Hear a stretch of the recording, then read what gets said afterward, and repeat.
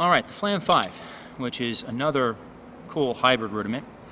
It's almost like the cheese, except we're adding another diddle or a drag, usually on the left or the right, after you play your initial cheese. First thing I would try to do to break down the Flam 5 is probably work on the flam. I know as a teaching for the last 25 years, a lot of players either play really flat flams, almost like double stops, or they play so open that grace note kind of runs into the first double, and it's not really clean or clear what the first note is. So I would maybe just try to work on the flam and make sure the grace note's down.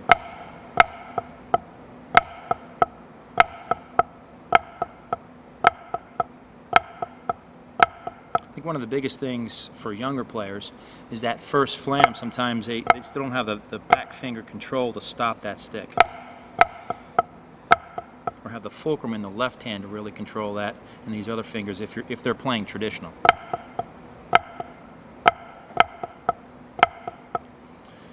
So flam, kind of controlling the grace note, making sure we're getting a really good flam, then trying to go to the diddle, and just like a cheese, for me it's using the fulcrum again, which is the thumb, index finger, and the middle finger to really play most of that double beat. Everything's right in that zone.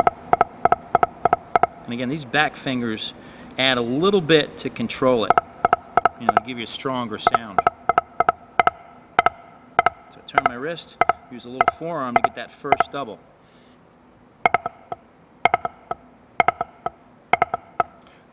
The right Flam 5, if we're just talking about the doubles, again, you're going to use that fulcrum in the left hand, which is between the thumb and the palm of the hand, but now you got to control it and keep it lower.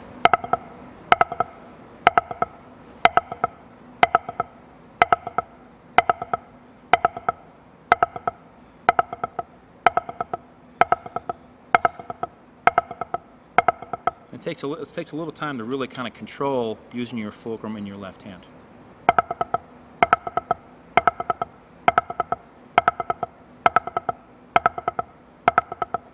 And then what I would try to do is take the flam pattern that we talked about earlier and try to incorporate that on the right diddle only.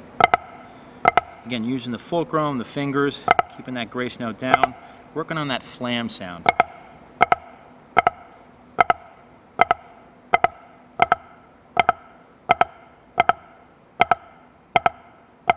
Then I would add the next double, keeping that left double down. If I do the left hand, keeping the right double down. And then add the last tap.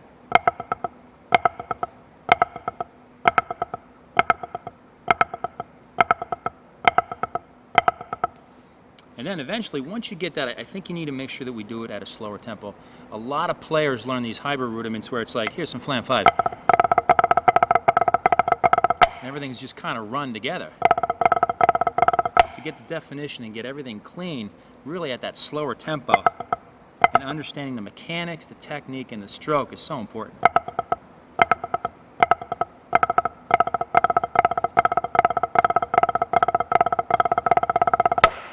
So when we start out at a slower speed with the Flam 5, it's going to be a lot stricter. I don't want to say it's going to be staccato because it's still not staccato. You're pinching, you're using the back fingers probably a little bit more than when you're going to be faster. But as we get faster, it kind of turns into almost a legato stroke, or a little bit more of a bounce stroke. And for me, I use less of the back fingers, and again, more of this fulcrum.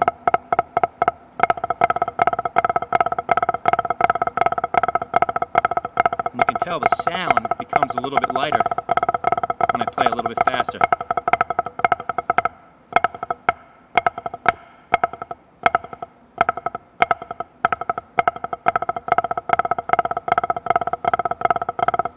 So as we get faster, students have to really kind of learn to lighten up just a little bit and probably bring the height down. I know when I write some of these hybrid rudiments at a slower tempo, we might play like a forte or double forte, and then as we get faster, it's like bringing the heights down and relaxing and really lightening up the diddle, stroke.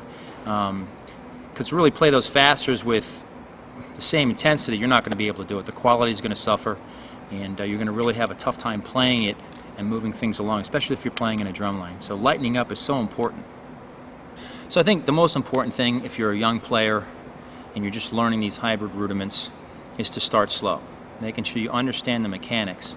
Over the last 25 years with the drum corps and here at school, bad habits are really hard to break.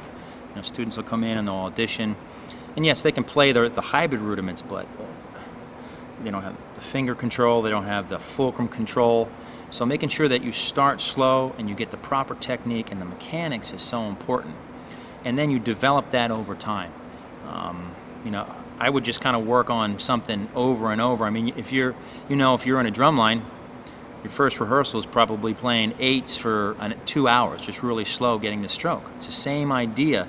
You want to start slow, you want to work on the stroke, the mechanics, and then you can build up the speed and play like some of these top drum corps drummers do.